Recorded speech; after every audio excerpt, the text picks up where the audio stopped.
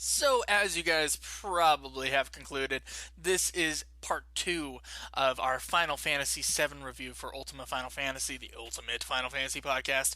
Anyway, if you haven't listened to part one, make sure you listen to that. And just to give you guys like a some idea of where we were in the conversation. We ended up, the last thing I asked was about how Caleb felt about the design. So let's pop right into the middle of our conversation on Final Fantasy VII. It's a good episode, so listen in, guys. From Provo, Utah, this is the Ultimate Final Fantasy Podcast with your hosts, Joseph DeGolier and Caleb Schweiss. This is Ultima Final Fantasy.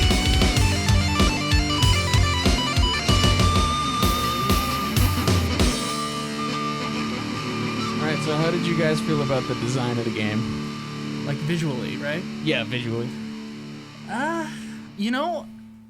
It is an older game. It is. And so when you're looking at the 3D space that they were using, especially, it was a couple years before, I don't know, maybe it got a little bit more refined during the PlayStation era. I mean, you see it in Final Fantasy VIII. You do. I think was 1 or 2 years later that they released Final Fantasy VIII. There was certainly room to grow. Yeah. I mean, the Popeye characters, the design wasn't that great, but, it's new technology for Square, so it makes sense. And it didn't really take away from the game, I feel. So the design aspect of the game, I feel, worked. And, the background stuff, the pre-rendered backgrounds, and They were awesome. many of the cutscenes were very beautiful, I felt, and really, I don't know, I think it was nice. I mean, and what do you think overall about the design? I really liked the design of this one. It definitely had a 90s feel to it, which Of course. It's not necessarily a bad thing. It has kind of I don't know, one thing that they do in some older stuff where they're like, this is the future, stuff looks like super weird to us now, almost 20 years from now, when it is You mean the almost future. 20 years from then? From then, wow, duh. And nothing really looks quite like that, so it's always interesting to see what, a futuristic kind of place would look like, or what they thought it would look like in I don't think it was a 97. futuristic world It's necessarily. kind of, I don't know, maybe it's about on What par about with it was ours. futuristic? I think he's talking about, like, the whole of Midgar. Because that was kind of Oh, it was super a giant, techy. a giant industrial technology Yeah. organization. I don't feel like it was. It's not like we're ever going to discover Mako energy in the future, because it's it came out of someone's ass, that idea. But I feel like it's all pretty plausible. I don't remember seeing anything that wasn't plausible. No, I'm not saying that it's not. I'm just saying the designs Because we've are... gone to space. We could have a ship that flies, maybe not with propellers. Well, they're like blimps. Like, essentially. Sure, yeah. Yeah, they exist, yeah. I'm not sure how his flies in particular, but it Only got flies. shot down pretty fast. And we so. have flying machines, so that works. There's helicopters. We have helicopters. I really don't feel like this is that futuristic. I feel like it was, I don't know, it kind of was meant to be to some extent. I don't know, though. Maybe it's just a weird universe. You don't have gigantic It's just another fucking world. cannons like they did. Industrially, a really big industrial world. That's what that is. Yeah. Yeah, I guess. But I did enjoy the overall design. I mean, the character design I thought was great. I mean, obviously it's a very different take with... You like the Popeye? No, not the Popeye necessarily, in battle character I like design the is what I'm Popeye. talking about. You're the only one. I don't think I think it adds it charm doesn't, to it. It doesn't really take away from the It doesn't game. take away, and it's interesting. Yeah. It's, I don't know, sometimes it is difficult to see people. Although I don't have as many problems seeing people when I walk in the room with 7 as I do with 8. I don't know what Everything it is. kind of blends in with 8. Yeah, with 8, everyone's like I've had that problem. invisible. I'm like, where in the hell do I go? And like, there's a guy, and I never saw him before. And then I walk in the room, and I'm like, is that a dude? And I go over there and he moves. I'm like, it is. He's the one. But with this one, you could totally tell because they've got the skinny arms. I think it might have to do with the color palette a little bit. And Probably. We talk about color palette way too much on this show. But Well, 7 is darker, and then the people in comparison are 7 is lighter. darker. I feel like there's more saturation in 7 than there is in Final Fantasy 8. Yeah. So you're saying there it's is a lot. darker, but I think the 8 Well, 8 has a lot of A mid-tone. lot of the environments in 7 are also like darker, like distinct color. So the characters pop out. Yeah. Yeah, I can see that. Yeah, and I did enjoy the pre-rendered backgrounds like we talked about. They were really good. Yeah, they're always gorgeous in the Final Fantasy games. The 7, 8, 9 that had those pre-rendered backgrounds, and I think 10 has a couple pre-rendered background areas. Yeah, they always look good. Yeah, so A lot of I artistry enjoyed went that. into that stuff. You can tell, though. Kind of miss that, don't you? I do a lot actually. I kind of wish they would like go back and make another one. Because they have all these games that are like retro games that are like the 2D, like the Yeah. two-dimensional But stuff. then they never make the But- ones that are like the middle ones. That Right, are, like they- people's 3 favorites. What happened to the pre-rendered backgrounds? I feel like a game needs to retrofit in that direction. With Yeah. the fixed camera and the pre-render, I think that'd be cool. Because Yeah. it is something that stands out in those middle Final Fantasy games that we're talking about right now. Yeah, plus if they did that, they could concentrate on like just insanely good character design for those backgrounds because the backgrounds would be pre-rendered. It would be gorgeous. Yeah, and it would be really interesting. Yeah. It's kind of like a fun theory going along with us wanting 2D versions of all of the Final Fantasy games. It's just kind of a fun thing that who knows if they'll ever do it, but it would be a lot of fun playing Final Fantasy, 13 and with the 2D charm. Yeah. So yeah, I enjoyed it. I mean, we obviously saw some changes with, the change with the lead artist.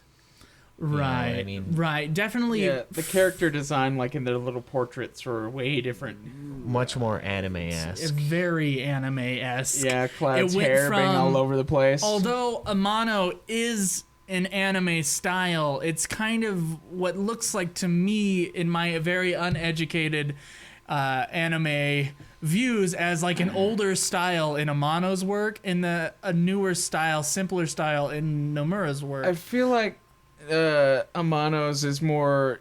Have you seen those like older Japanese paintings? The woodblock, the Yeah. prince, the Japanese I prince. feel like it's some sort of like mix between that and like and 80s anime.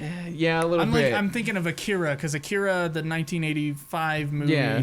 it has a lot of detail and It it's kind of does. wild style looking, and that in 90s anime, from what I've seen, it's simpler in the 90s and it looks a lot more. I mean, the Final Fantasy games kind of they stay with that.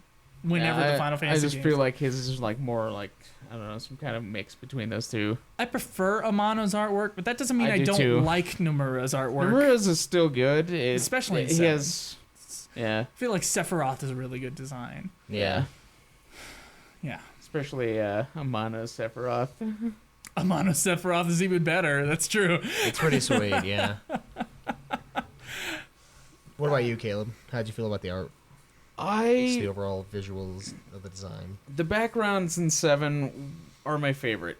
I just love everything about them, especially in Midgar. Midgar is like probably the worst section To play through. to play through like multiple times, but it's also I think one of my favorites visually, like the dark, like city or the slums and stuff. It's just it looks really good, especially when you like climb up that the wall to like look at Shinra headquarters. That's like it would look really good. Yeah. Like being in the distance and you can like see the lights and everything. It's just really awesome looking. There's artistry behind it. Yeah. Definitely.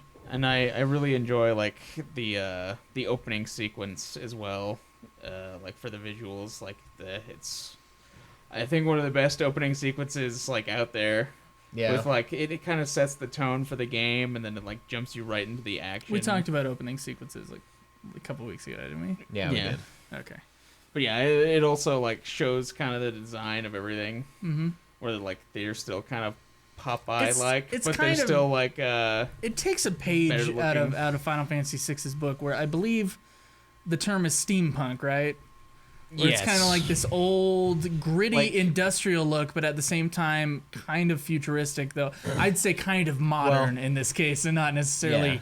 future. The theory of steampunk is it's what civilization would be like if we stopped advancing once we discovered steam power. I thought it was using steam power for future technological advances. yeah, that's what it is. I thought it was that's as far as we advanced, and now we use steam more effectively. It's something. It's something where steam is what we use. Steam is like everything. yeah, steam is all. And although it's obviously not what Final Fantasy VII is, that gritty look that we see in those steampunk things, like Final Fantasy VI, that's 6 was definitely heavy, steampunk, yeah. right? Yeah, 6 is more. Okay, because so. I'm very uneducated in this, and then also Steam Boy, that movie that you made me watch. Yeah. That's a good movie. It's okay. Akira, much better. Yeah. It's a masterpiece. Definitely that visual look. I think it influenced 7, maybe not. Maybe it wasn't the thing 7 was entirely based on, but you can see it in at least its dark and gritty tone A little bit, yeah. and its industrialness, especially of the city of Midgar, as you were saying. Yeah. So I'm still kind of missing Amano, but Nomura's doing a good job. Yeah. I'd say, especially on 7. Maybe not on 10, but on 7. I wish Amano would do more work on I'm not sure if he games. wants to. Probably doesn't want to. That's but probably why it'd he's be where really he's at. good if he did. Yeah. I think part of the reason I heard was that because they were going into a 3D space, like the more angular, simple style of Nomura versus the smooth kind of, I wouldn't say smooth, but more organic style of Amano's work, I think lent itself to the 3D realm a lot easier. And I think that's the way they went with Nomura. It's because, his drawings were easier to transfer into a 3D space. Yeah. Yeah. Which makes sense. It does. His is more For simple, geometric design Yeah, and type everybody's stuff. not wearing like thousands of beads and accessories. Yeah, true. Not yet. Yeah, soon. But yeah, I felt like the design of the game did lend itself to the story, and that it seems like an obvious thing, but in some of the games, I felt the exact opposite. Like the colors and the theme in the environments didn't really mean anything, but in 7, I feel like it was very well done, and I might not like his artwork style as much. But it's almost not fair to say that because we only saw 2D for Amano. I think Amano might have done character design on 12. You think so? But I am not 100% sure on that, and I will get back to everybody later. All right, well, let's move on to the music. Now, Joe, last game review, you said that Final Fantasy VI was Nobou Uematsu's best score. Do you still feel that way? That I've heard from him. Now, he has scored other games that are not in the Final Fantasy realm. Okay. Thus far. We'll see. And I know there's some other Final Fantasy games he scored that I haven't played, like spin-off games that I haven't touched. So I can't say that for sure, but I was very moved by Final Fantasy VI's score. Okay. And I thought it was just beautiful orchestration of the Super NES era that I don't think anything that I know of or have heard can surpass. Nothing. The complicated music and the way that he uses the main theme of Terra during different sections of the game, and in each of those sections, even though it's the same track, it has a different meaning just because of maybe the complicated nature of that piece. I just think it's gorgeous. And like how an adventure theme in certain situations can feel like a sad theme, but in other situations it's like your team is going out and you're doing what you're going to go save the world, and that theme has a totally different meaning, but it still has those sad elements. I feel like there's so much in Final Fantasy VI's score that you can explore. It's just incredible. I love 6's score. Now I still think it's a better score than 7, but 7's score is a really good score, I would say. I still stand by what I said on the last game review. As do I. I think 7's is better. And the reason behind this is I feel like 7 has maybe not a better overall soundtrack because it's got some songs that I'm like, yeah, that's okay. Well, I mean, and 6 had the auction house, but that's The really auction the house only annoying thing. made that me I want could to think of. stab No, my no. ears out. See, the opera house also in 6, where it sounded more like a western Yeah, do do do do do do do do do do. bar more than a opera house. Yeah, it's Okay, yeah, that one too. That one really pissed me off. But like Figaro's theme, dude. Yeah, but 7 also has its weak points, like the gold saucer and Gold saucer I would theme say after that, about I would say 5 the minutes. The Turk theme is also a little.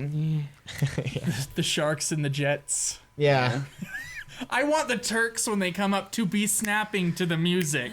That would be sweet. That would be Especially if they were like awesome. really low, you know, like low to the ground. And then Cloud's team came up on the opposite side. Final Fantasy VII, the musical. It's going to happen. You'll see. Yeah, so I think, If we get our pledge of $500 a month. yeah, we'll do it, dude. And it'll be fucking amazing. Yeah. You'll see. Yeah, but I feel like 7's soundtrack is my favorite. I mean, you've got the Cosmo Canyon theme, which is It's a just gorgeous, fucking it's a gorgeous amazing. score. That's probably my favorite score out of the games right now, out of 7 right now. I really like the Cosmo Canyon and of course Sephiroth's theme. Yeah. There are also like some songs in 7 where they just don't stand out.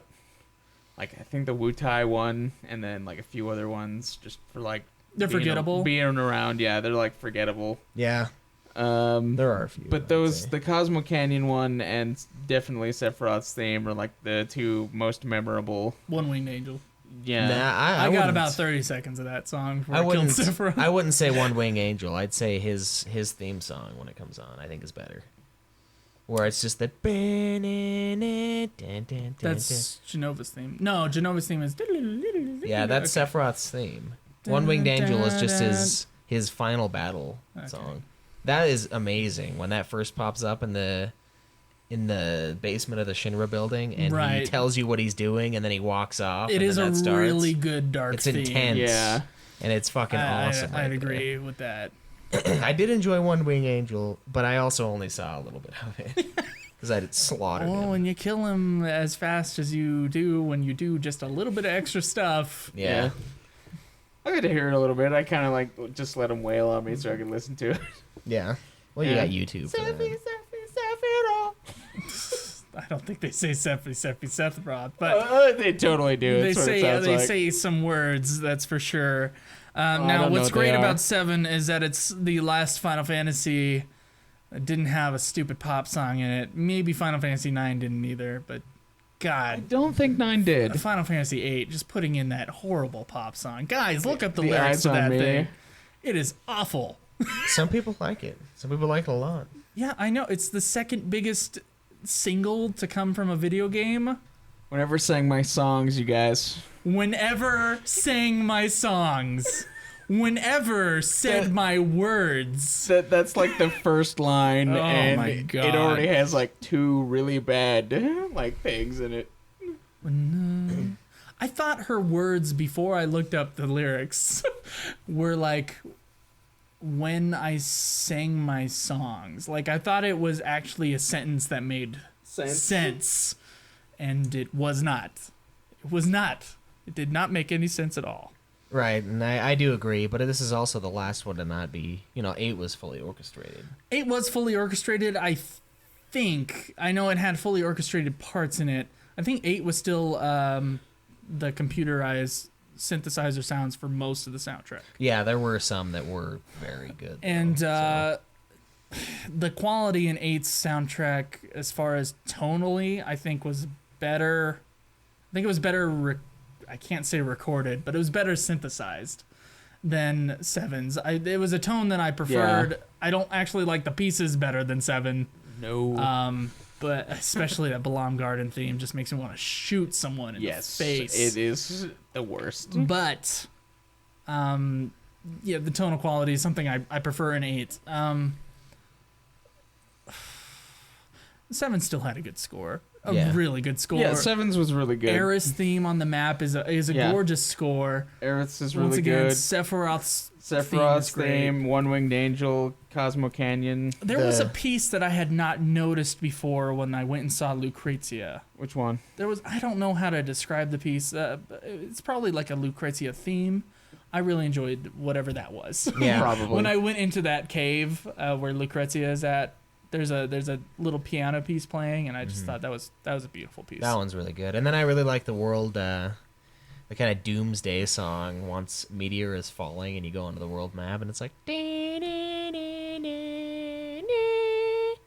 That one's pretty sweet. Like a slow version of the main theme, but it's like ominous because you're going to die, basically. Right, and that's That one's really That's cool. good stuff. I didn't like the underwater theme too much. Yeah. Think, think. I feel like it's the same as it was in 6. That one I almost. felt was also a forgettable one, so I didn't really. Yeah, I didn't really care.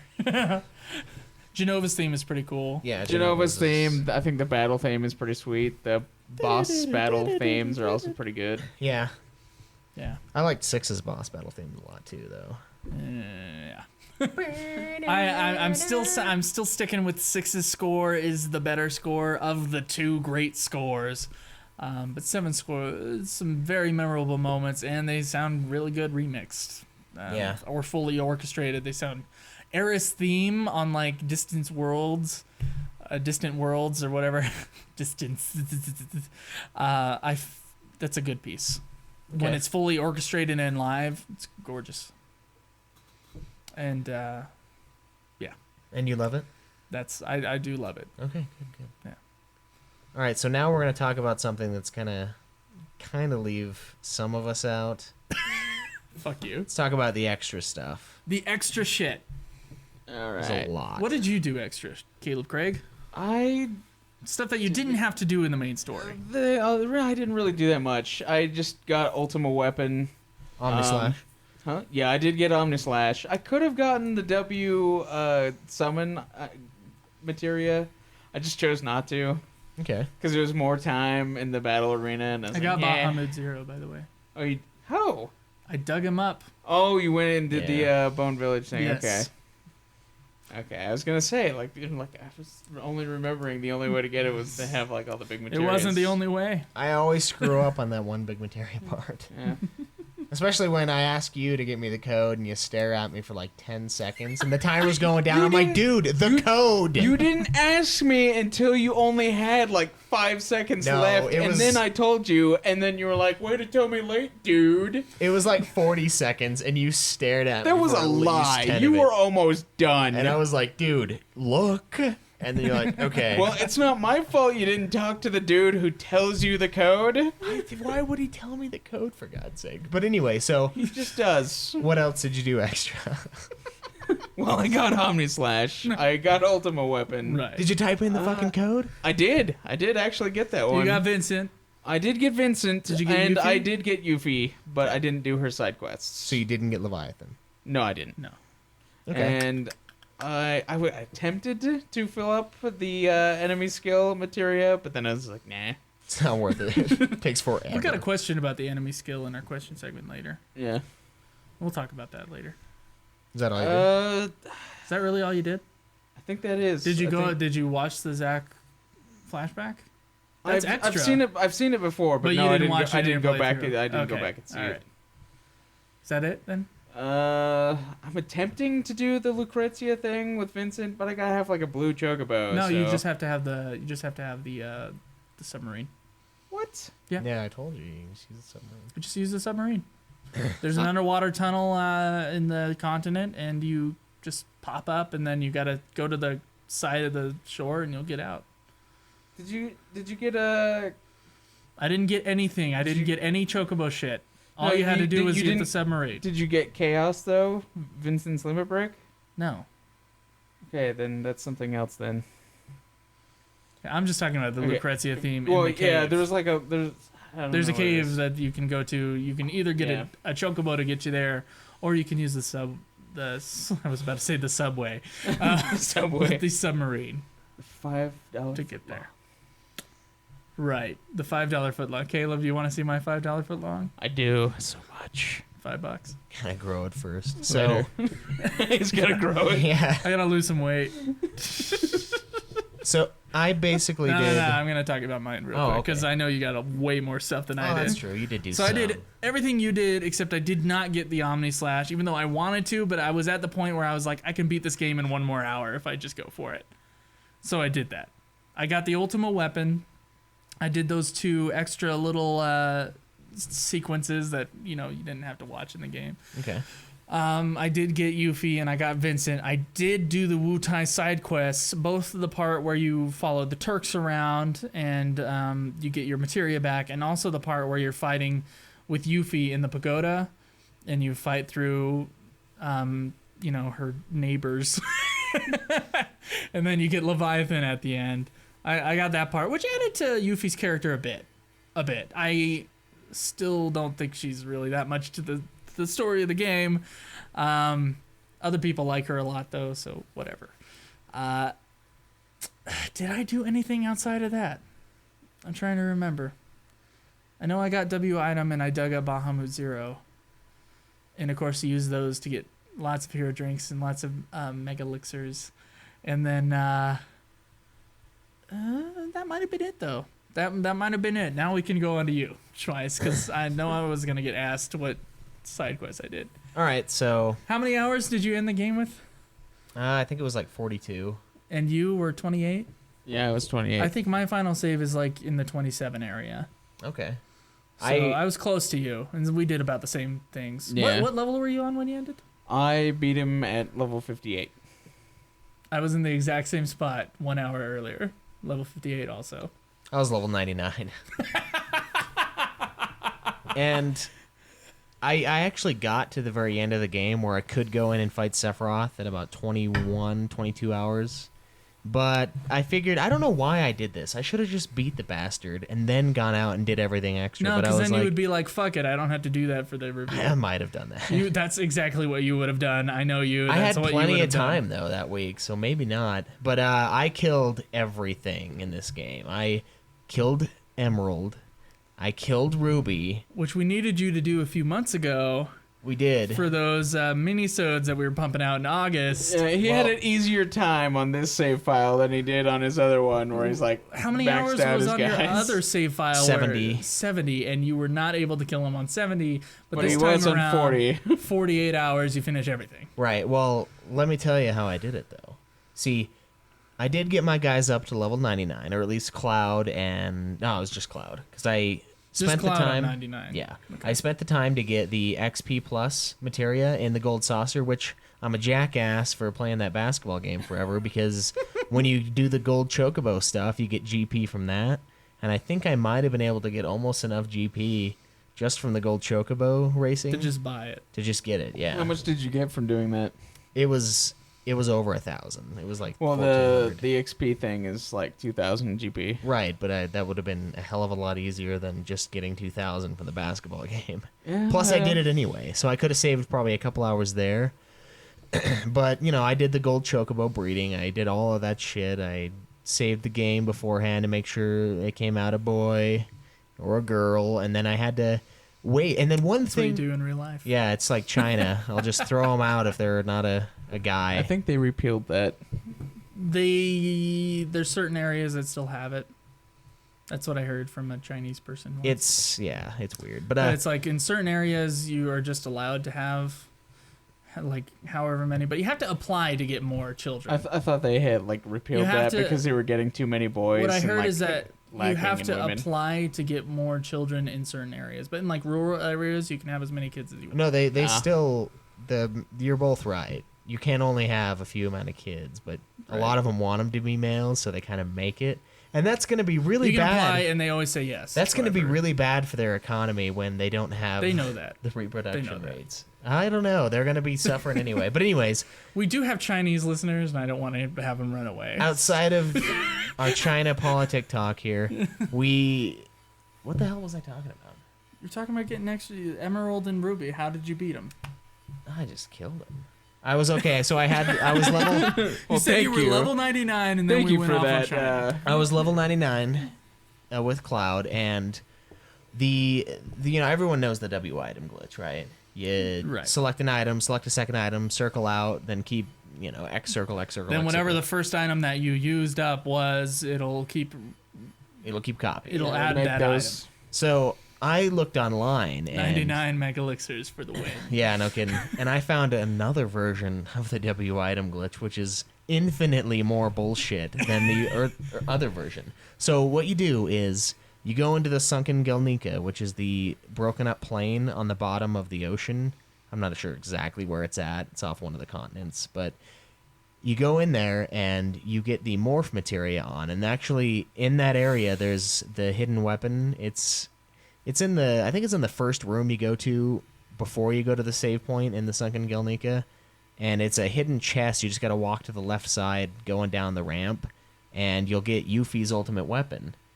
And Yuffie's ultimate weapon does a shitload of damage when you use morph, unlike anyone else's weapon, because if you use it with a normal weapon from anyone else, it'll do like a quarter damage or something weak.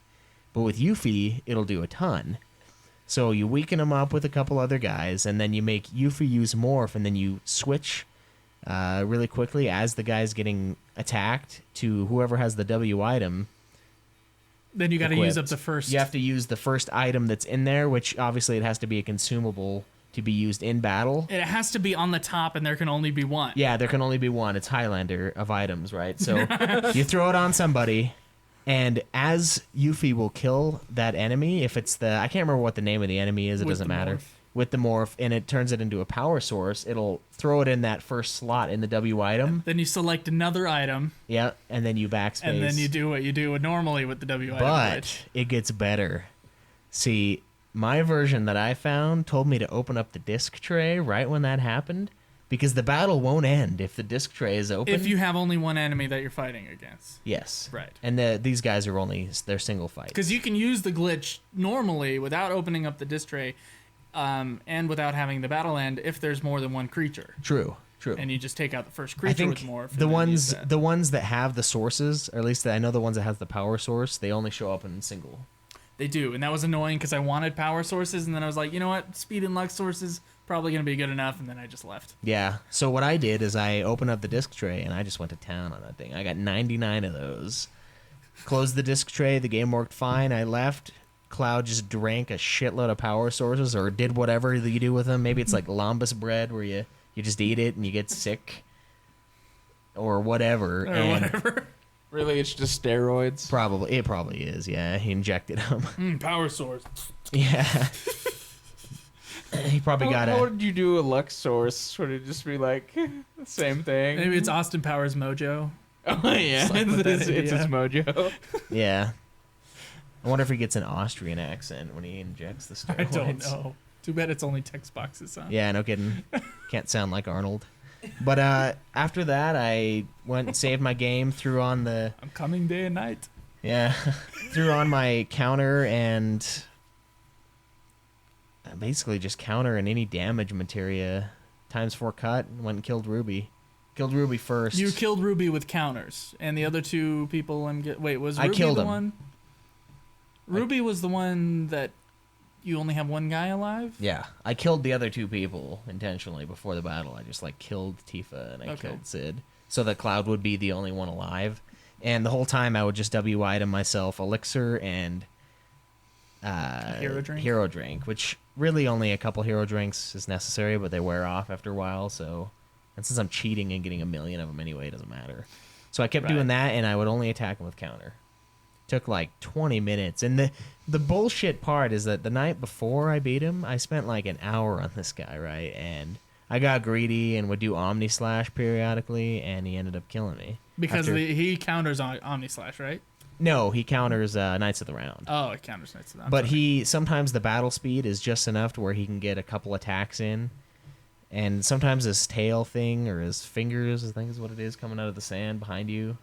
One of them does a mana drain and one of them does a physical attack. And if he does a physical attack twice in a row, which he does do randomly, it'll kill you.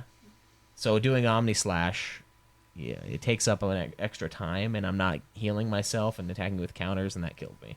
I'm sorry. Yeah, it was bullshit. But you did defeat him. I did. What'd you get for defeating him? A gold chocobo. A gold chocobo, yes. That was So one of the really, if you just beat Ruby somehow, you don't even have to do the gold chocobo It's stuff. true. You know just what? Get it. And you can. If your guy is level 99, I think you can probably beat him. And you have the shit Yeah. that you had. Yeah, which you Counter can get. and 4 times cut. Yeah. And so that's really what you were doing that on. Plus, I'm assuming you had an HP plus or 2 on. Oh yeah, I had Plus nice health. 99 stat boosters. Oh yeah, you can get My that, strength but was I don't like- think you have to. My strength was like 216 or something like 216, that. and it can go up to 240. I think the max is 255. Okay. 255 or something. That makes like sense. I've heard that number. I think that might. Be I think right. that's the highest stat on everything. Not including, 100% like, the sure attack on that. percentage. You guys who are really detailed into this I am stuff. though. Sure you are. And then how did you beat Emerald? Well, Tell us about the Emerald fight. going into Emerald, I saw a strategy online where a guy was basically You gotta lick your fingers first when you go into Emerald, right? You just kind of gotta get it ready, get a little moist. right? But then you go in. basically Gotta wait there for a second, let Emerald get used to it, and then just kind of slowly Just go for it. Just say, hey, I've heard this happened before. It stops hurting after a while. You essentially just gotta do it enough. essentially. Come on, with a name like Emerald, you really think it's going to be a first time thing? There's no true. way. That's Any gem. You're right. Any gem or any spice. You gotta watch out. So sorry for all of you spice gem named listeners out there, but what I did Spice Gem. yeah, spice gem. She is not Ruby She's the cinnamon. worst of them all. Ruby Cinnamon. Yeah. So with Emerald, the strategy I saw online from this awesome dude's video, he leveled up a shitload of the what was it? Counter mine. Counter mime. Yeah, it was the Right. blue counter too, which is not the one I was leveling up the whole time. He did the blue counter and the mime, and he had like 7 of these bastards equipped to Cloud, and he was miming and countering with Omni Slash. So he fucked Emerald weapon like fast, man, like 2 minutes max. He just hammered this thing. So I went in and I was like, "Fuck yeah, I'm gonna do that." Didn't happen, but I did end up slaughtering him Because it would anyway. take forever to upload to like get those things at the Yeah, and right for some amount. reason, Cloud would not counter with Omni Slash like he was for him. I don't know what it was, but I ended up having ×4 cut and was doing max damage to him anyway. So, and I had I put a what was it cover. So like if he ever did an attack, I would just cover and then do ×4 cut on him. So I Nice. hammered him, And he's So got Emerald was pretty easy. Emerald was easy. He had a chance to kill you a little more often than Ruby because Ruby's kind of a streamlined use your elixir, use your But it hero took less drink. time. Yeah, it took way less time. Okay. But he can freak out and just eliminate you pretty quickly if you don't have your mega elixirs tossed up every 2 seconds, which you probably should. So the W item glitch is really The key A to winning the requirement. game. yeah, the W item glitch is amazing. It's the most beautiful oversight ever. I don't think Caleb had they didn't even used fix it for the PC until this version or time. anything. I had used it before. Oh, had you? Okay. The last time I didn't. Well, I don't know. I know I didn't have to use it last time because I had like billions of gil. Like my gil screen on the save file is all messed up. It's got like a glitch because I have so much. So like I don't need to use it, but I think I did end up using it to replenish. So I wanted to do all the extra stuff and kill the Emerald and Ruby weapons, but Caleb got done with the game so fucking fast, and he was like, "Joe, when are you gonna finish? Because we got to do a review." And I'm like, "I'm still on disc 1," and so I just had to finish the game for all you guys who wanted my opinion on how to beat them, which I would have just done the same thing you did. Probably. Have it you beating them, I would have tried the same strategy. He would have followed a guide more thoroughly. Possibly. That's true. I would have been like counter mime, bitch. Yeah. So, Yeah, that's it. I am sad I didn't get Omni Slash. Oh, I did get Omni Slash too. I'm sure. Yeah, you said that. I got everything except for I didn't do the extra scenes this time, and there was I didn't get all of the ultimate weapons. I didn't feel like it was necessary. You got Clouds though. I got Eris's. That was cool. Yeah, I got Clouds, and I think I got Yuffie's. No, I did get Yuffie's. I was talking about it in the sunken. Yeah, Gilman Right, right. Yuffie's too. I got that too then. I think I maybe got 3 or 4, and then I got the mop, which is an amazing weapon for Sid. It's entertaining. Did you find that one too? I did. I didn't get the mop for him, but I did get the nail bat for Cloud. I don't always get that one. I didn't get that one this time. Isn't it on Mount Nibel or whatever? You know, I don't remember where I got it. Mount Nibel? I can't remember either, but it's a sweet looking weapon. Yeah. It sucks that it falls off, but, it's still awesome to have. All right. So to wrap up our official UFF Final Fantasy VII review, Caleb Craig, your overall experience with the game, go. My overall experience. Yes.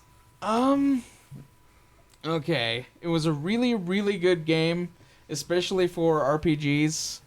Like I said before, it had its moments where I was irritated beyond belief with the certain noises. Right, I don't even believe it. And the cheese. But they were, well, actually the noise with Cloud I don't think I can overlook, but the other ones I can. And I would give it a B+. Would you? That's not how we rate games. We don't have a rating system. Well, you know what? You have one now. You have one. 4.5 stars. 4.5. That seems low. I don't know. Really? Yeah, Think that's low? Twice Out of 5? out of 5, right? If it's out of 10, fuck you. No, That's what I say. It's out of 5. Twice. Well, I would say it's easily the best Final Fantasy we played so far. Mm-hmm. I mean, 6 was really... Well, I don't know if I'd say easily. 6 was really damn good. But I think everything about 7 overall, I felt like was a better game. I felt like it was... The story was more involving. It did have some cheesy moments, but I mean, so did 6. But 6s were funny. 7s were just kind of like, yeah, it's kind of weird, but yeah, whatever. I felt like the score was amazing. The artwork was pretty good, and the cutscenes were damn good, considering their time. And they actually mattered, unlike the ones on our version of 6 that we played. There is something about these PlayStation 1 games, and maybe even the PlayStation 2 ones. It's like the cutscenes are a reward. They are. Aren't they? Like, you play the game to get to awesome cutscenes. Yeah, and there are tons of them in 7. Right. Like, the very final fight with Sephiroth. I'm not saying 100%, but, a part of it, a big part of it, I think. Yeah, it's a rewarding thing when you finally get to a cutscene and you get to kind of relax, sit back and watch the beauty of 97's graphics. So yeah, I feel like 94 to 97. 94 to 97, yes. I feel like it was amazing. I'm really glad it was done on the PlayStation 1 because one, it made PlayStation what it is, and I love PlayStation, so that's great. Yeah, fuck and Nintendo. Yeah, well, somewhat. They got some good stuff, but they never want to keep up technologically with their systems. Well, they care more about the family stuff. They do, but Like they never really N64 challenge their own systems. N64 beat the PlayStation as far as like its capacity and shit, but I think you mean the GameCube. no, PlayStation 1. Really? PlayStation came out first. Yep, look it up. I don't think the N64 outdid the N64, PlayStation. N64 had had more better- processing power. Maybe, I don't know. There's some PlayStation 1 games that I look don't know. pretty bad. I know that you're saying the games, but the system itself on the N64 was a better system, technologically. Technically. Technologically. But that's not always... Some word. That's neither here nor there, but Or they're anywhere. definitely not kept up now, if anything. This GameCube was second best after the Xbox. We looked at its specs. I thought it was better than the Xbox It was better too. than the Xbox. Oh, was it better Yeah, it was than like the Xbox? best of Okay. the three systems. It was but PlayStation there was 2 no that was game that really behind. challenged anything. Except for Res 4. Yeah, But I then it guess. came out on Okay, PS2. all right. Overall. Anyways, Overall 7 experience. We'll talk about this later. Yes. Overall, 7 experience was very good. I'm glad that this Split hairs later. is... Yeah. I'm glad that this is, part of the series. I'm glad they kind of took a darker tone. A little bit darker than 6 at the very least. And, it had... and it was pretty sweet that it was like a giant monster movie in a ways. Caleb mentioned this with the weapons. they kind of pointed it out that it's like a kaiju film with all these weapons. Like the people are like destroying the earth, and then these giant monsters come out of nowhere to defend it. The only thing it missed was the giant monsters fighting each other. Yeah, then it would have been really sweet. Like, but then if they got to Ultimate- stop the giant monsters, so it's Like, it's yeah. basically a Godzilla movie. It's true. If Ultimate Weapon and Ruby started fighting, it would have been fucking awesome. Really, if Sephiroth wasn't even part of this, it would definitely be like Godzilla movie. They would just like fight Ultimate Weapon, and he'd be like the last boss. Yeah, and they'd kill him with that like what was it? The Gojira. It was like the anti-oxygen thing. I don't know. What was it, Joe? Do you remember? The Oxygen Destroyer. Oh yeah, the Yeah. Oxygen Destroyer. That's right. Destroyer. Well, they could- destroyed one of the giant weapons. Like shot him in the face with the cannon. Yeah, that part was sweet. That was pretty good. So overall, okay. So what's your Caleb, Craig? Actually, real quick, Yeah. what games in the Final Fantasy series number wise have you played before 7? So like Before 7, the games that come before 7, how many have you finished? I have. I know you beat beaten- 4. I've beaten 1, 4, 5, and 7, and that's it. Okay. What's your ranking on those 4 games or 5 games? Those 4 or whatever. Whatever. So the worst one. Which one's the worst one? 1. 1. 1 is the Okay. worst. Okay. It's Dragon Quest is better, and I had no idea what I was doing in Dragon Quest. Okay. Anyway, so yeah, I'd say the first Final Fantasy is the worst one. It's still okay though. You're just like wandering around, spending a few hours at a time.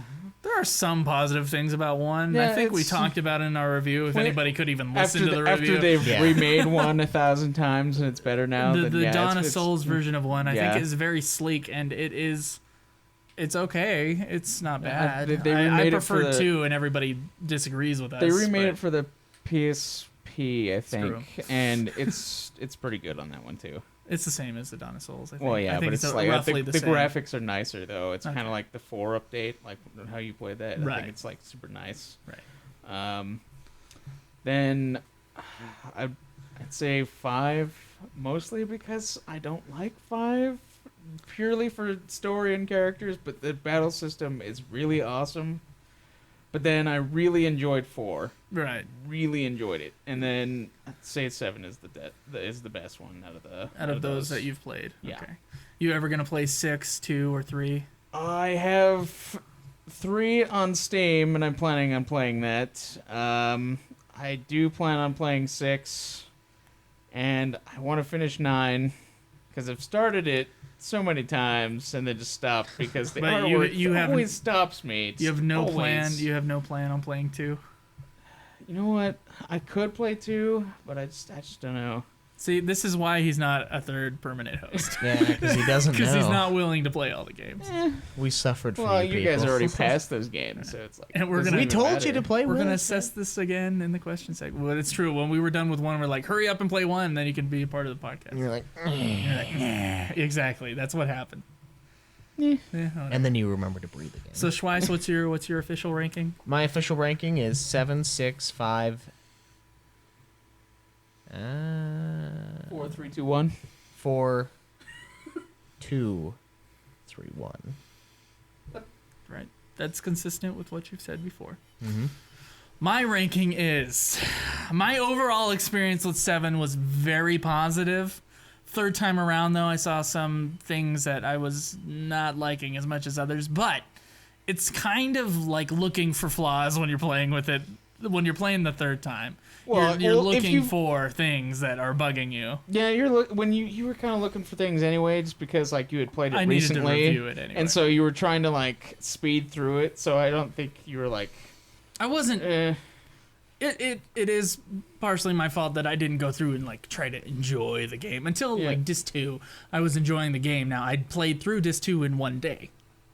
That's true. In reality, Yeah. that's actually what happened.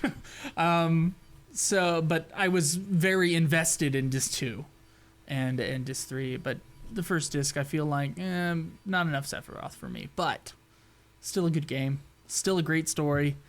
Still one of the top 3 Final Fantasies as far as I can see. Whenever we review 10 again, I may reassess, but I don't know. This time around, now I know I've said 7 is the best game in the series, but this time around, I'm putting 6 on top of it. I had such an amazing experience with 6, and I was just so floored by how deep 6 was and how it affected me. And that 7 didn't affect me quite the same as 6 did. And they both have tiny little flaws, and they're both very, very good games. Yeah. But I think 7 is just a little below 6. At this moment in time, that's how I feel. So my official ranking, 6, 7, 5, 4, 2, 3, and then 1 is probably my least favorite. Okay. Okay? Yep. Does anybody have anything else to say about 7? I feel like we've had a very long, thorough discussion about 7, but if you have anything else. I don't know. I don't think so. You don't think so? Now, one thing I will say in defense of your decision, even though I think it's maybe not correct, is that 6 didn't have to have a ton of spin-off games. 6 was complete. 6 Well, is they done. only made a bunch of spin-off games because it was like the most famous Final It was Fantasy, and it's successful, like yeah, everybody's 7 was favorite successful. solidly. Yeah. I mean, but- the ending does kind of make you want more. Yeah. And 6 doesn't really. 6 is 6, final. 6 is like, it's done. Yeah. There's not much else you could do. They finished it. Yeah. With 7, they couldn't do it. So yeah, that's kind of how I felt at the end of 6. I was like, yeah, this is damn good. And I thought it was going to compete, but at the end, I chose 7. So You chose 7. You think that was a sentimental decision at all? no, not really. Okay. I mean, I know it was the first one I'm I trying to played, throw but- sentimentality away. It's hard with 7 though, because we've all been around it quite a bit. Well, and it's a really good game, no matter That's true. how much sentiment you have behind it. But I agree, 10 is going to throw, it's going to throw it off. I I'm not rewatched sure. the ending of 10. And I still cried. Yeah. Yeah.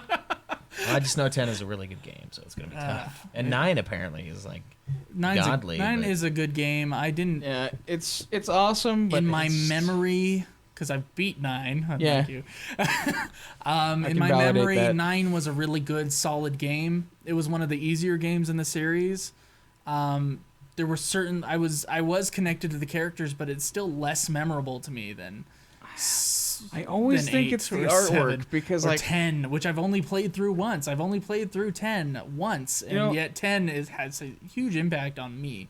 yeah. And so 9's a little bit forgettable, but of course I we're doing like it. 9, but I swear it's always the artwork that throws me off. Like, I like Quinn, and he's probably the weirdest looking character I've ever He seen in a looks like Final you. Fantasy. You just don't want to. You know what? I would dress up like Quinn. He has good fashion sense. But no, I mean, like, Is that what it is? maybe The fashion? it is. No, I think it's Steiner. He, like, weirds me out with, like, his giant eyelashes gets- and his, like, weirdness. Okay. I mean, he's a visually, good character and everything, but just I don't know. He's just like his character just bugs me. Like the Character artwork of him, design. and it's like the character design like throws me off All right. of the whole game. Are you gonna play 9 with us? You think? I think I will play 9. Are you gonna play because 8 with us? Yes, I am almost done with 8. In Oh fact, yeah, that's right. You've been playing it for the last few months. I'm in space right now. Okay, Motherfucking you're pretty space. close. You're pretty close to the end then. You're in the Yeah. last like fourth of the game. I am, yeah. Okay, well that should be fun. I played an hour of it like the other day. Yeah. I was just drawing magic, of course, which is what you have Yeah, to do at the always. beginning of the game if you're not playing it on can the just, magic yeah, booster. just play it on Steam. On Then Steam. it save like 3 hours. I'm gonna play it on the PlayStation Network. You're a monster. I'm so afraid of cheating. Yeah, you honestly Even think that though you're gonna be tempted at the beginning of this playthrough, I was like, I'm gonna cheat through the games already played. But then this time around, like when we've gotten further, I'm like, I should actually play the game. Yeah, you get a more fair review if you're actually playing. I feel the same way. And with 8, I can easily it's an extra 2 hours if I don't cheat. So I'm gonna try that. And 8 should be fun. Well, plus you'll get to play it on a regular controller without your craziness. Oh, before we end with 7, the one part that really bugged me that was an extra was that damn part where you have to save Corel. because that shit was ridiculous. For the Oh train. yes, the train. There and, wasn't like, no getting off of that train. See, Well, there was because you do get off of You it. get off the train. True, and I saved the And town. then you have to pay 50,000 gil for Ultima as opposed to If you fail. I got it, but which is what I did. the ridiculous bitch. part was I was Go fuck trying to. yourself. I was looking at the controls, and it's like this convoluted piece of fucking shit. Right? Really, during that part, I just button mashed the shit out Well, of stuff, and I was able to save it. So I was like, yes. The instructions are fucking terrible on it. It's like, oh, do this and this, but then this and this, and I'm like, what? I Yeah, couldn't fucking it's- understand You it. played it on the PlayStation. Yeah, and I saved the town, but when I was mashing the controls, Caleb At was like, least just your mash controls stuff. make sense. Yeah, dude, I was telling him to mash the button. He's like, what the fuck do I do, dude? I'm gonna kill the town. No, because he said to mash the buttons, and then it fucking sped up.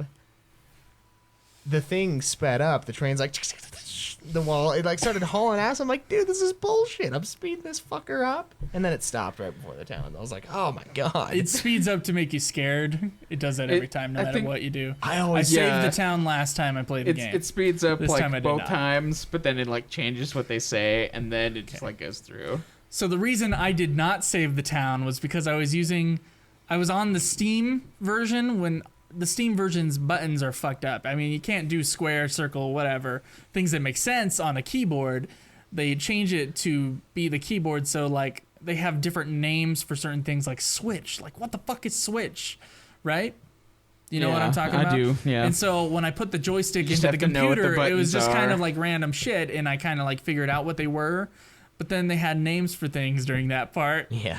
Where it's like you have to press the switch and the menu button, and I was like, "What the fuck is the switch button?" And then you had to press like the directional buttons at the same time and you had to like go through those, and it just didn't make any sense whatsoever. Yeah. I do not actually recommend the Steam version I do. to play this game. Yeah, The only thing though is you can't run away. You just won't be able to. What the fuck? I don't know the That- runaway that- buttons. I don't know either. That's why I was just like I was I didn't super run away from over-leveled anything because either, until I got a smoke bomb, and then I was like, "Oh, okay." I ran away from like two things in the game with the smoke bomb nice. in like the very last area. I didn't even attempt that. I just killed everything. Yeah. Even did some level The grinding. and- controls on the Steam version are just I guess if I had actually paid attention to the control scheme when the game starts, I'd be in a different place. But I don't want to have to. I want to just be able to have the controls be what they are. Yeah, You know that what would have I made it mean? easier. Yeah. And so Well, and you only moved the lever like once during that cutscene, and I was like, dude, that's sick. I couldn't. You saw me mashing the button. Yeah, I thought I knew which one switch was, and I still think it's L1, but It is L1. it just wasn't working. I don't know what was happening during that part. It just didn't want to go. So That was a rough part. that was ridiculous. I do not recommend the Steam version for that reason, and that reason alone is just the controls. The graphics are nice, but you and can the loading change the time's controls, faster. so whatever. Yeah, if you can figure it out. Controls on the PlayStation were much better, so if I were to just pick up this game again, I'm gonna get it on the PlayStation Network and play it there. You have a perfectly. I good have copy. I have two copies of the game, physical copies, but I'm so scared of them getting any more damage. My green copy has some problems. It doesn't even look like it should have any problems, but it has some problems. Oh yeah. Whenever you go to the gold saucer, it skips, and then it'll freeze. Nice. So I have to put in the nice black label disc then and risk that. Yeah. But my PS2 is starting to get fucked up in its old age, so Senile. yeah, it's having problems. So I'm definitely using Cody's PlayStation 3 for my stuff. You young whippersnappers. And eventually we have to get the PS4 for Final Fantasy 15, so I'll have the downloads there. True. So I'm playing the PlayStation Network version of 8 right now. What are you going to play it on? I'm gonna play it on PlayStation. Regular old discs. Okay. And I'm playing it on Steam, so Yeah. that's fun So mix. we get HD versions. Yeah. you get some kind of crappy blurry version. That's all right. It's the real version for the fans. For the fans. Also, I already. So owned we're it, all playing each edition of Final Fantasy VIII that we could possibly Yeah. play. We pretty much did that with 4 too. That's true, yeah. Sadly, yes. No Game Boy Advance version, but it's basically my version, just with Yeah, the just nicer graphics. not Yeah. not as good. So yeah, join us for Final Fantasy VIII, guys. I know this was a really quick playthrough for Final Fantasy VII. I mean, we took a lot more time between 4 and 5 and 5 and 6 than we did between 6 and 7. Yeah. And part of that was that we just know the game a lot better. Yeah. Very, very well. Yes. So, yeah, whatever you guys think about 7, go into the forums and talk about Final Fantasy 7 and talk about this episode or our review of Final Fantasy 7. And, yeah, make sure you go there. Also, real quick, we are nearing the end of 2014. And as with all podcasts, we are going to have a best of episode. It's going to be the Ultima Final Fantasy Awards. Okay? And some of the categories that we're looking for, everything else is pretty much going to be chosen by us and then be voted upon by everybody. Like we're going to have a category that's best Final Fantasy podcast. And we're going to let you guys vote. You don't have to vote for us. You really vote for whatever podcast you think is the best. And then we'll let that podcast know that they won, if they win. Right. But you guys are our audience, so I doubt that's going to happen. But this may turn out to be a Brokeback Mountain Crash type situation. And the other award... What was the other award? Do you remember? That was for everybody? Best third host. That's only you. Go fuck yourself. We're not going to have a best host award either, because that's wrong. No, it is. I've thought about it, though. I've contemplated putting a poll up, but don't do it. Don't do it. Okay, we don't want to know. No, don't put He a does, best host. but he doesn't. I do, but I'm afraid. I shouldn't be, but I am. So... We don't want to have fights against each other. Well, the audience likes me best, so The fuck you. internal I'm going to struggle. talk more. The internal struggle of a podcast. No, but there's some pretty good ones on there. Definitely check it out. And Oh yeah, the other award was best original Final Fantasy release for the year. oh, that's right. That was the other award, so we're going to have you guys vote on that in a later date, and we'll of course have another announcement for that. What we are looking for right now, the nominees that I have. Best episode for this podcast, for Ultima Final Fantasy. Your favorite full episode. This does not include commentaries or minisodes, but best episode. Whatever episode, by the end of 2014, in January, you'll have a chance to vote, of course, in 2015, for the best episode of 2014. Did you also have a worst episode? We did. We did. And we also have the Razzie Award for worst episode. Will also be an award. Right now, we have 2 nominees for episode 3, which is Final Fantasy 15 and Final Fantasy 15 predictions and Super Sexy Swinging Fanfiction 1, which is our only nominee for that category right now. But I need you guys to go onto the forums and discuss what the nominees should be. I believe there's also one for best rant. Best rant, and one of our forum members, Shinru, I believe, had a couple ideas for best rant. And then best impersonation. Celebrity or otherwise. We have impersonated many people on this show. Dave Mustaine, George Bush. A lot of George Bush. And then we've just impersonated just random shit, right? Yeah, Joe just likes to do his Japanese man voice. Japanese man voice, yes. I guess most of the nominees are going to come from my side, though. If you look through, Caleb has quite a few. We'll wait, though, because one of our forum members had a good idea at the end of the year. We do a State of the Podcast address, and I'm doing that one, and you know who I'm impersonating. Okay, It's going to be sweet. All right, we'll do that. We might have a few presidents in the room. We will. Oh, dude. We all have to master one. Okay, so was there... I don't know if there was any others, was there? The other nominees? I don't remember any other other categories. Other That I categories. want you guys. So I want you guys to think of best episode, worst episode, best rant, and best impersonation. Best FF release. Best FF. Mm-hmm. No, they don't need to think about those yet. We'll just have a vote and they can choose those. We need nominees for these other Yeah, categories. we need nominees for the votes. And then we have best original piece of music, and from the show. That Joe has That written. does not include the remixes that go before the discussions. I go and find those on YouTube, and there will now be links in the description for where you can find those, because someone asked for those on the forum. So like the beginning theme was one of those, and then like the old Super Sexy Swinging Fanfiction theme. That's another one, and then the old intros also. You could do the are new up for Super nominations Sexy, for too. those. So just think about which ones you want for those. I guess I'm gonna put out the nominations for that, so they don't really need to think about that. And then we're going to have best cover or best parody. It's going to be the same category. And those, of course, are other things like tactics you might need is, of course, Britney Spears. And then, the ending theme is Cosmo Canyon and stuff like that. So just think about which ones you like best out of those. What we really need nominations for, go into the forums and tell us best episode, worst episode, best rant, and best impersonation. Just those 4 categories. All right, perfect. Just think about those, and we'll have votes for everything else. There will also be awards for you listeners out there. So make sure there's going to be an award for best Facebook follower, best Twitter follower, and most active forum member. So yes, yeah, get tweeting, get Facebooking, and Don't worry, you won't be in competition with me and Caleb. and then we're also going to probably put out a special award for probably our favorite listener of the year, whatever that is. Okay.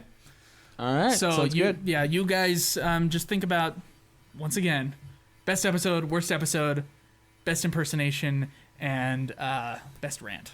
Okay. Yeah.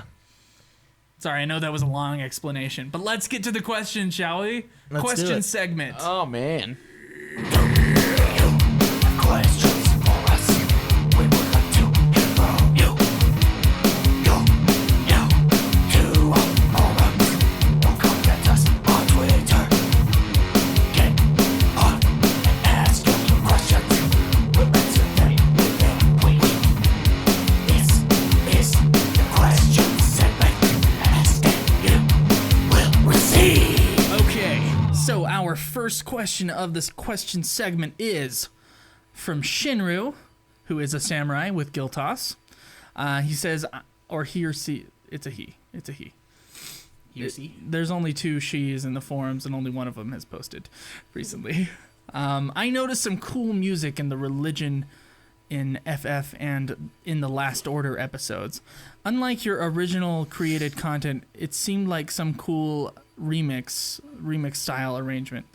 I could be wrong, but I assume you guys didn't make these remixes. He's talking about the remixes in between the beginning of the episode and the discussion. I'd like to put a remix there that kind of, is talking about the game that we're about to talk about and also gives a little break. I didn't want to make a jingle that says, like, discussion, because there might not always be a discussion for every episode. Some episodes in the future, with all these segments, it could just be, random segments. It could get to that point. So I didn't want a specific jingle for that, so I do put in remixes that I find on YouTube. Anyway, Shinner's asking, I wanted to look up songs, but I'm not aware of the source, title, or artist. Could you guys provide some information in the bottom of each episode description? What were the songs you used in those episodes? And smiley face. So he's asking in the episode description. Oh my god, I just got a bloody nose. He's asking in the episode description that we put those remixes that we used for them to be able to find, and I said, yes, for future episodes, we will do that. For past episodes, I looked into all my history, and I found them, and you guys can go onto the forum. I put in a bunch of links for all the stuff that we've used that I can find. And you guys can look those up. There's some pretty cool Final Fantasy remixes out there. And if you guys have any remixes, in case you're that kind of, dude or chick that, does that kind of stuff, send them in or give us a link in our contact page or on our forum, and I would like to check them out and use them for the episodes. I think that'd be cool. That would be awesome. Otherwise, I'll just find them on YouTube and download them and put them in, and then we'll put a YouTube link in our episode description, okay? So just remember that when you write them up, I'll give you that information twice. All right, yeah, give them a little credit, too. Yeah. For their hard work. Right. Yes. And so, yeah, sorry about that. We should have been doing that from the beginning, and I honestly don't know why we weren't doing that.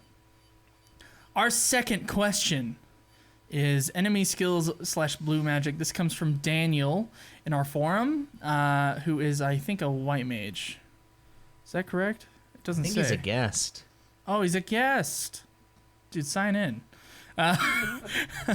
You can get awesome ranks by how many by how Become many one things with you the post. forums. You get out of white mage after 10 posts. So, okay, in FF7, the materia enemy skill can't be mastered, and there are only 4 of them in the whole game. My two-part question is, one, did you manage to find them all, or did you master or completely fill any one of them? And then what's your favorite enemy skill / blue magic from any FF game? And he says, for me, I got all 4 and managed to get 2 completely filled, but I had to use a guide in the end because I don't have that much time to search everywhere. My favorite skill was probably Angel Whisper. There are some really good offensive ones, but some are better for this or that. But when you're in trouble, Angel Whisper is awesome. Revive, restore, how much, and remove status ailments. So basically he is asking, first off, did you guys, what enemy skill did you get? None of us got them all, right? No. I did. I got, well, you mean the abilities or like the materials? All of the enemy skill ability. No, I didn't get all the abilities. I did find all of the materials, though. Okay. So what abilities did you get? I got... See, now I'm going to have to list them. Let's see. I got Frog Punch. I think it's one. I got Goblin Punch. I think there's a lot of punches. I think it was Frog Song, actually. Oh, was it Frog? Or Frog Jab or something. Maybe it's Frog Jab. No, I think it's Frog Song, but Frog Jab is a move. But I don't think you can get the skill. Maybe. Okay, and then... There's a lot of punching. Oh, yeah. Yeah. And then I got Mantra Magic, which is really awesome. Bad Breath. Magic Breath, which is amazing. I got Roulette. I got Pandora's Box. Shadow Flare, which is like my favorite. And a few other ones I can't remember. Okay, Aqualung and Trine. Oh, yes, those ones. And then Schweiss, some did other you get ones. about the same ones? No. No? I didn't get as many. Okay. I got Shadow Flare, and that one's probably one of my favorites, but I used Trine a lot. Magic Breath is so much I didn't better, get though. Magic Breath, dude. How did you not get Magic Breath? You probably didn't have the enemy skill materia equipped during that boss that you get magic breath on.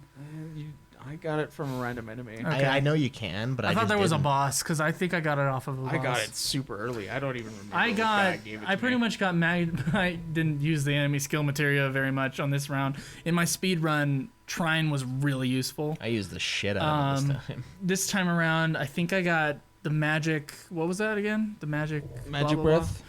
Magic breath. I got Trine, and then I got Death Sentence. I think that might have been. you got I think that Aqualung. might have been it. I also Aqualung. got I Laser got Aqualung. Okay. and Dragon Force. Okay.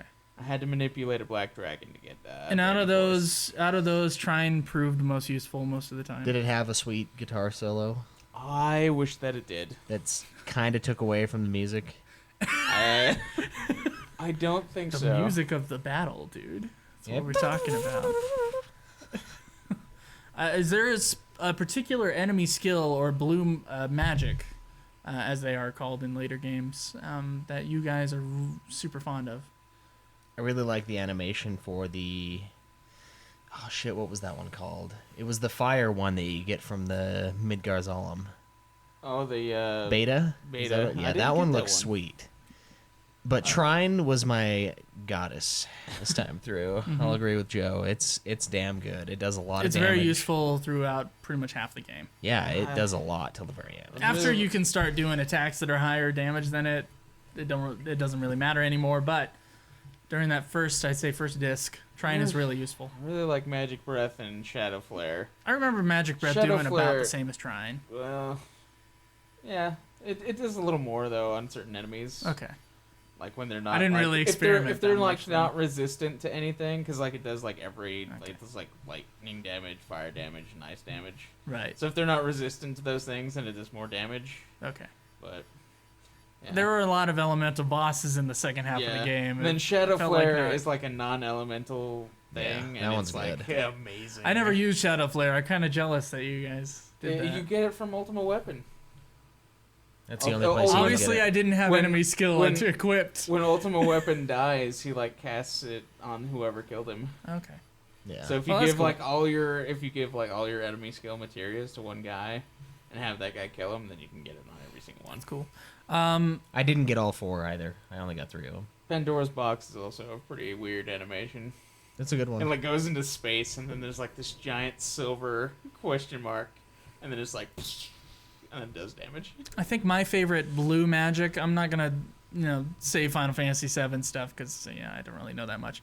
But Quistis is the one who uses her limit break as blue magic in Final Fantasy VIII. And I think my favorite one was the missile one. I can't remember what it's called, but I think it's Missile Strike or something like that. And she basically, out of her tits comes missiles. Oh, I do And remember that one. She shoots the missiles at the enemies, and it's awesome. Nice. She's just like, she like does this like chest pump, and they just come out. At least that's what it looks like with Final Fantasy VIII's animations. So I really like that. I like in 9, like Quinn is the blue mage in that one. I just like how he just eats people for their abilities. He eats them out. Yeah, he has like a fork and knife, and he just eats them, swallows them whole. Quistis is our unofficial UFF podcast, Pinup Girl. So. It's true. Yeah, we need to start pinning her up We a do. little bit more. Unofficially pinning her up. Unofficially pinning her up. so we don't pin her up. Yeah, so we've been doing a great job. All right. Okay, so we got another question here. This one's from Branny, who is level 99 in the Oh, forums. Impressive. There are man. levels above that. Oh, yes. Well, Caleb, My I favorite have is when you wishes. get 500 posts. You'll see. We'll see if people get mad at us for what it's called, but Okay, he It'll be a says, which one of the beautiful art pieces for each title logo is your favorite? Now, this question last week was asked, but Caleb thought he meant cover Cover art. art, and he didn't really read the question all the way through, and so now we have to answer this with the other Caleb, of course, which I think Brandy's a fan of. Mine is tied between 6 and 10 for pop value. 10 probably win for the sheer amount of talent Amano really has with watercolor. 9 wins overall. I actually have the Final Fantasy IX logo with the crystal tattooed. Wow. That's dedication. Pretty much sums up my love for that game. So, out of all the title art, of course, the ones that Amano has done, I think he's done, if not all, then most of them. Out of all the title art that you can think of in the Final Fantasy games, what's your favorite? I really like the cover art for 10 and 10.2 on your remastered edition. It's the same. Oh, Well, wait, it has it's 10s it's- plus it blurs into Yeah, 10 yeah, okay. it's like a little different. And Yeah, it's you're like right. really awesome looking, and I really like that one. I also like his remade version of 1, where it's just like the Warrior of Light, just like standing there with a sword. Okay. Also, the 14's expansion, Heaven's Word, is really It good. is pretty sweet, isn't it? Yeah, with like the dragon and then like the dragoons fighting him and stuff, and like shows what's going on just through the image. It's really awesome. All right, and Schweiss, Probably 5 and 10. 5 was the dragon. Yeah, the dragon and 5. Yeah. I really like 10 is, that of one. course, Yuna. Mhm. Right. What stands out about that? 10, it just looks really cool. 10's just, it's beautiful design. Isn't And it? 5's was just the first design that I was like, wow, that's really good.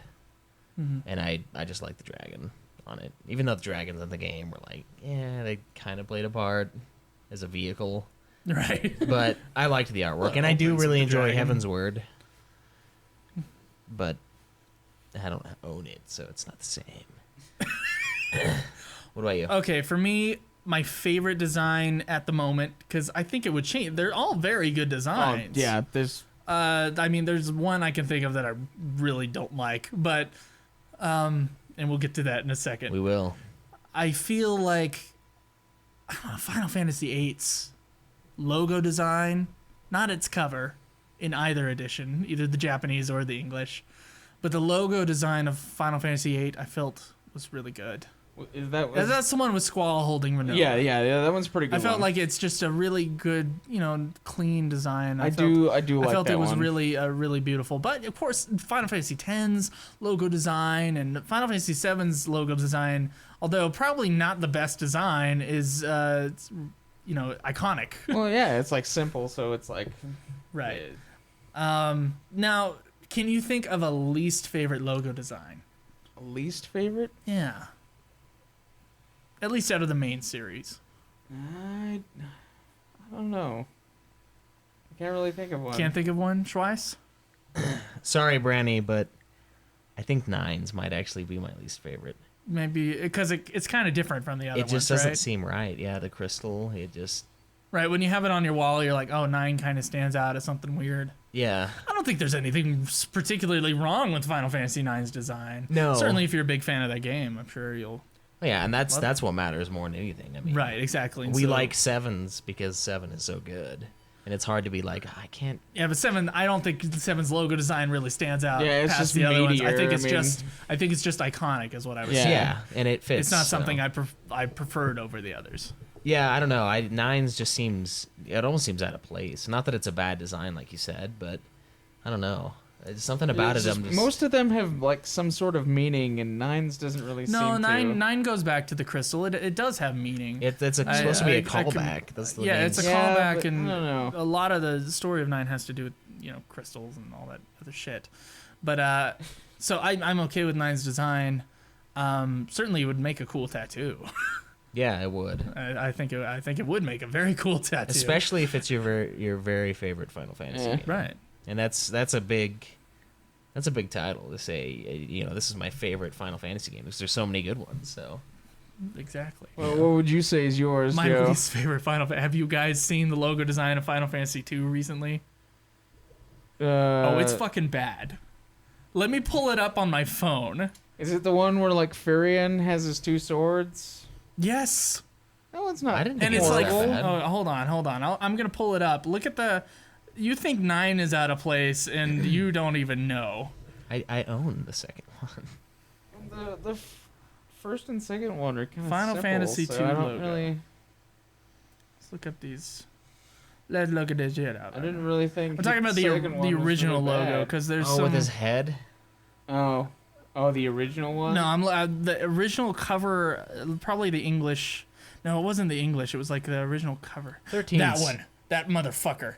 It's like Final Oh. Fantasy II with the Roman numerals, and it looks like a scaly dragon thingy. But I it's mean, like- there is a beautiful Amano version of that, but that was on the cover art. Yeah, that's not. That's a shitty logo Well, that looks... in comparison. That kind of looks like Street Fighter 2 to me, because there was like on one of them it had like a weird design in it that kind of looked exactly like that. Yeah. Even like the 2 just That kind of was like that. is and I was like, original Japanese logo design for that game. That reminds me- Re-releases have Amano artwork on it. yeah.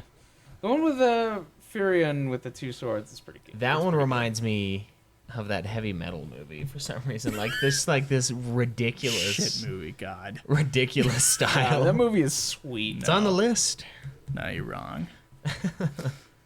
So Because of its crappiness. I don't think. Well, 9 is out of place, and that does kind of bug me when I see it up on a wall with 7 and 8, and then it goes to 9, and then to 10, and they all kind of have. There's 3 that have logos that kind of match each other, and 9's is out of place, but I still think 9's is still a good logo.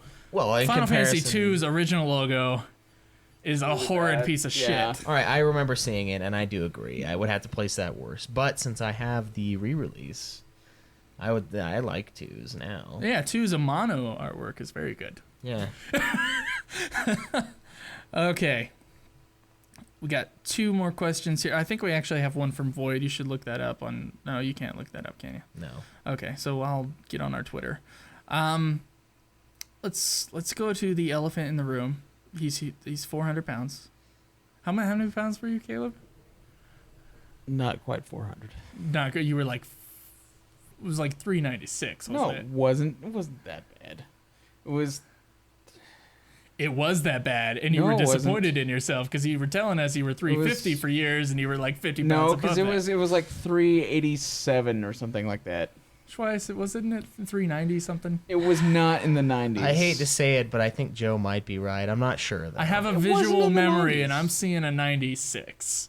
I think you might have been because I remember I weighed 4 pounds more when I left that joint, and I was like, geez, I wonder if Caleb does. I don't think so. Anyway, Dick, what were you I'm going to an say? asshole for calling you an elephant. What was the elephant question that you were The elephant initially- question is from Batman, who is a level 99 on our forum, and he says, "I don't know about anyone else, but I like having the other Caleb, not Thank to be you confused again, with Batman. the other white meat on the show. Does anyone else think Caleb should make more appearances?" And then, of course, he put a poll, which doesn't mean anything because we decide how these things go. But it was interesting to see that you, Caleb, you have some fans out there. I do. You got some I people enjoy it. that want you to be on more. And I feel like we've talked about this already on the episode, but it might have been outside of recording, so we're going to talk about it again. I will be on when I feel like it. He will be on When we all feel like when it. we all feel like it. Which is mostly when he feels like He it. has been on our commentaries plenty. Which we need to do more of. We'll do more of them when we have more space. This episode is huge. Yeah. And then he has been on the game review episodes for which he finished the game within like a month of us finishing the game. Yeah. So you were on for Final Fantasy 3. No, 4. No, 4. And then Final Fantasy now 7. Yeah, 7. For some odd reason, I thought you were on. No, you were on 4. That's what you just Which said. I just We just said. said. Which I just said. Oh, holy trying to crap! say 3. I got some problems. So 4 and 7 because Yeah. you beat him around the same time we beat him. Yeah. And you'll probably be on number 8. Yes. Okay. So you can look forward to that, guys. Yeah. Our original thing when we did our first episode, which sounds like shit. We beat Final Fantasy 1 and then we went straight to Final Fantasy 2 and we were like already in Final Fantasy 2 when we started the podcast. Right. So Final Fantasy 2 came a week later. We did offer you, Caleb, correct? Yes. To be on the podcast if you were to play the same games. You did, but then did. I also didn't really have a way to play any of the games at the time. We have them on PlayStation. And we were through with the second We game. only had like one copy of like each game that Joe and I could share, and it was not going to happen. Right, With but- you guys taking 30 plus hours to beat each game. We were so- okay with you going back and catching up, though. It hasn't taken us 30 plus hours until now. This is our first post 30-hour game. Wow. Only you. Only me, and that's only because I did everything in 7. Right. Or else it So would've we been under. have offered him the part, and if you notice throughout the episode, Caleb will only play specific Final Fantasy games that he feels are worth his time. Which is fine. It's not. That's just true. fine. It's not. I do want to play the other ones, and I have started them. I just never have been able to finish them because of things. Should have started with us, man. Yeah. It's too late. We have to finish them. We got an audience. Yeah. If anything, that's what we got. Yeah. So Caleb will be on the show on the review episodes if he wants to come in, and of course, otherwise he'll just poke his head in whenever we need him Yeah, if we and whenever he wants to be on. if we need, like the episode where we talked about Bravely Default, something like that. If he's played it. Now, and are we you haven't. comfortable, Caleb, with that? Yeah, I'm fine. Do you want to be on the show more? Sure, I can be on there if I don't have work or whatever. Okay, well, really, it's just up to him and us. Yeah. And Not whenever, up to you whenever I guys, decide to unfortunately. appear. Right. But we're glad to see support. yeah, you know. it's nice. I was afraid on Final Fantasy IV's episode that it became a nuisance. Yeah. At least he but became a apparent- nuisance to apparently Schweiss. not. I didn't have a problem with him, and then Schweiss was like, we went a little long on the differences between the games. I'm like, Well, there was a lot of differences. I listened to the episode You know, and I was okay with it. So There I were a didn't lot see of it. differences. I do There were a lot recall. of there were many lots changes. of differences between the versions of Final Fantasy Which IV. reminds me, there is a difference between the original Japanese version of 7. Oh shit! Yeah, we There's, forgot to talk about that. Ruby and Emerald were not in the original release of True. Final Fantasy 7 in Japan. Fun fact. Did you know? Right there. Boom. Did you know? Not big enough for the song, but yeah. Which is weird because then they had to add like extra stuff for that. They like added like a cutscene where they come out of the hole Yeah. or the crater or whatever, and then they added like this guy where you could like Maybe trade that the cutscene items was you already get out there, of and them. that they just rushed it for the Japanese release and were able to put it into English. Maybe. Maybe I don't know the I story don't behind know it. I either. wish I did. We just know that they were not in the original release. Right. And then we have a last forum question is from Amorline1, which we hadn't seen on the forums for a while, but we're glad been to, long. Welcome in. back, man. glad to have him back. Simple. What games out of the Final Fantasy series are you all most excited to play? Are you almost excited to play? Out of the Final Fantasy series, are you all most excited to play, or which Square Enix / Squaresoft games are you all most excited to play? Personally, I thought of this question after I started Chrono Trigger today. Also, will you be playing other Square JRPGs like Xenogears and such, or ones like Legend of Dragoon? So he's basically, although his question wasn't worded quite the way that I think he meant, I think he's saying later on, years down the road, what non-Final Fantasy game... fuck, we'll do both questions. What Final Fantasy game are we most excited to play? Let's do that one first. I'm always excited to play Tactics. Schweiss? Probably Tactics or 9. Or 9? I want to give 9 another chance. And I do want to play 9 really again. Awesome. Joe? The Final Fantasy that I'm most looking forward to right now is Final Fantasy X, because it's in the foreseeable future. After that, probably, I want to do the main quest of 14. Yeah. Yeah. After going to that 14 convention, I'm like all 14 pumped, but I don't really have time to play it if I'm playing these other ones. Yeah. So that's how I kind of feel All right right, now. what about other games? Other RPGs? I think we have other touched games on that this. we'll eventually touch on years down the road, I'm sure we assuming will. this podcast is still there. Yeah. I foresee it morphing into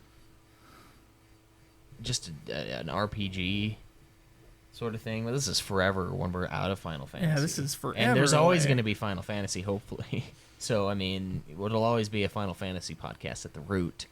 But we'll probably play other things like Parasite and we've Eve talked about this on another question segment where we're talking about what games would we branch off to, and it would just basically, we'd retitle the show, and it would just be an RPG podcast, Yeah, right?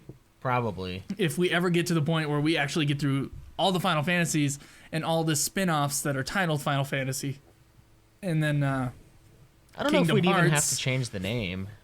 and then the other Final Fantasy spin-offs that aren't labeled Final Fantasy. You know what I mean? Like Air 'Cause Gaze. at that point, we would be so Final Fantasy hardcore, like hundreds of reviews on Right. these things, that it's like we are still the The ultimate. ultimate Final Fantasy podcast, Yeah. right? But yeah, totally.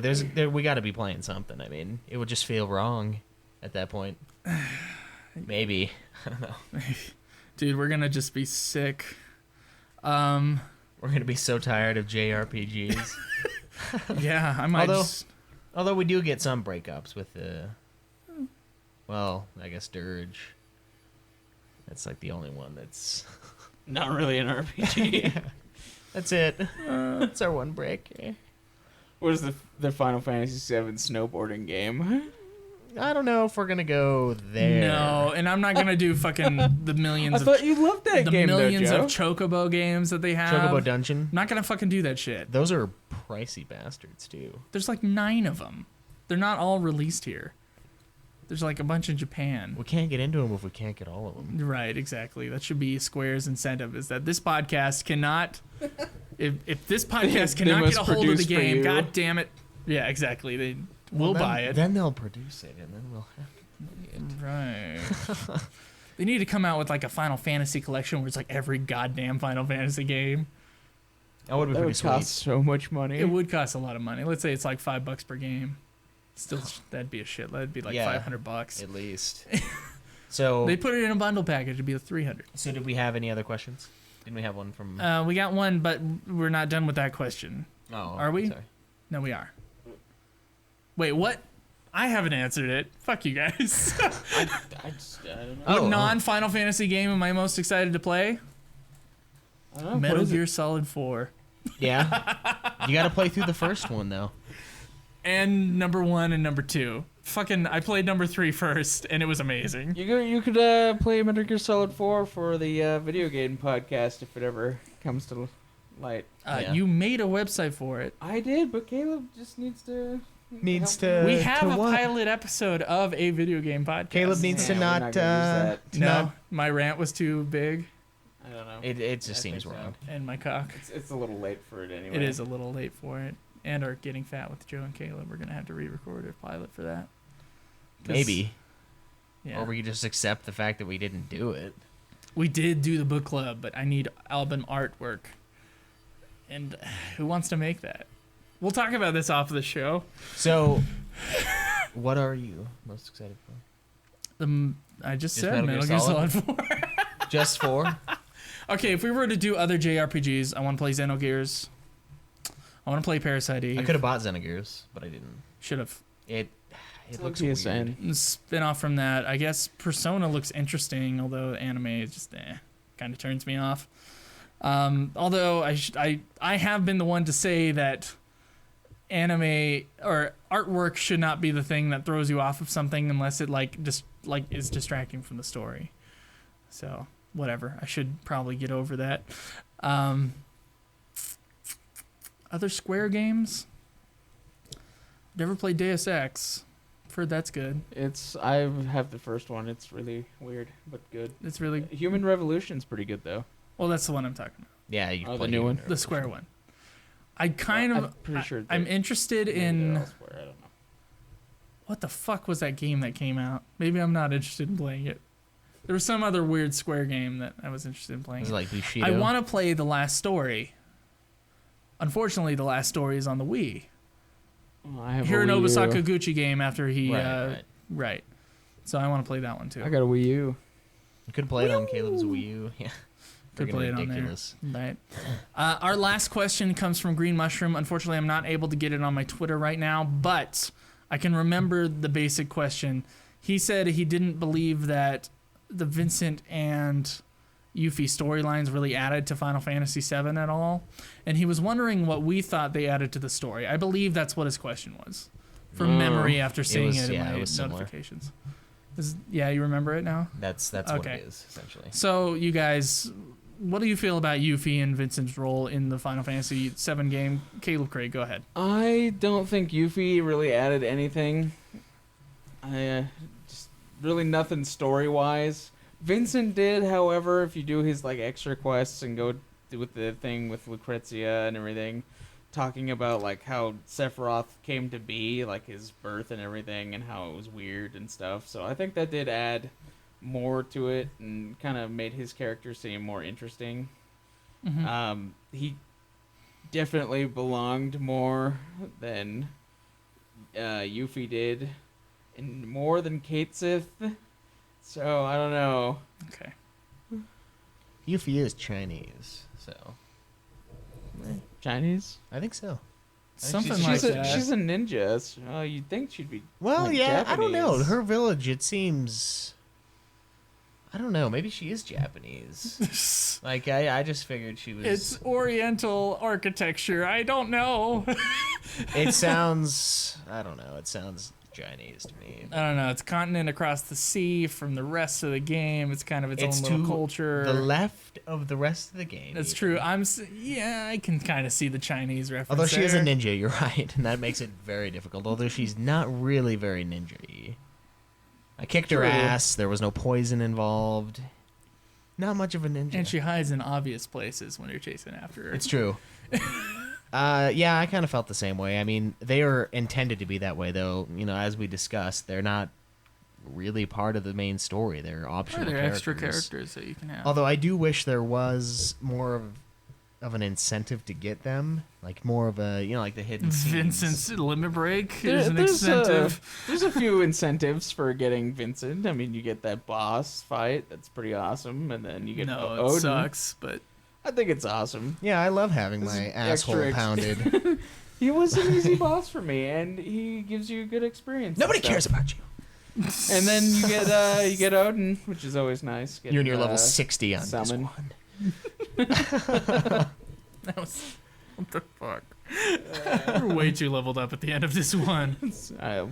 You know, I never use Vincent enough to get his good limit breaks. Like, it just, I don't know why. It takes so his goddamn second long. one is awesome. His first one always shits me off at that Materia Keeper guy. I'm like, stop Well, then don't healing use it him. against the Stop Materia fucking healing him. And then I just throw him on the bench, and he's just a I bench warmer. always use Vincent. I You know, don't a think lot of of had a people playthrough do. except for my speed through.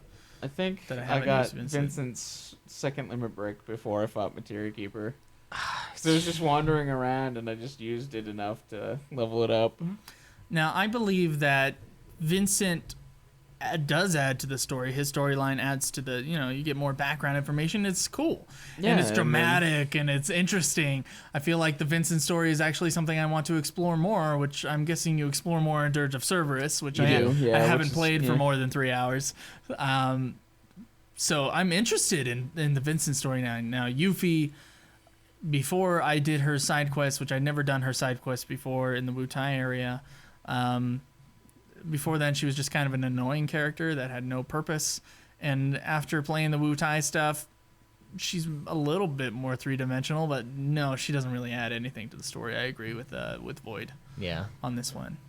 And I want to thank Void for giving us a question a week. Go to greenmushroom.com, and he has a whole bunch of reviews there, and he's been a friend to the show for a long time now. It's true. A lot of people do really like Yuffie, and I do like her for the manipulate thing, but I definitely agree. She doesn't add a whole lot. Right. And you don't need to get her, really. Her side stuff is cool because you get the Leviathan, but... did you ever use the Leviathan scales? No. Oh, you get some sweet items. Oh, cool. You throw them on the flames, or you, shine them...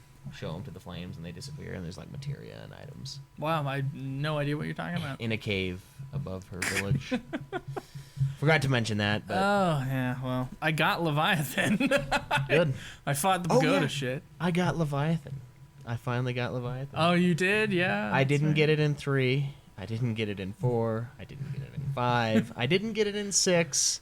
And I finally fucking got Leviathan in Final Fantasy VII.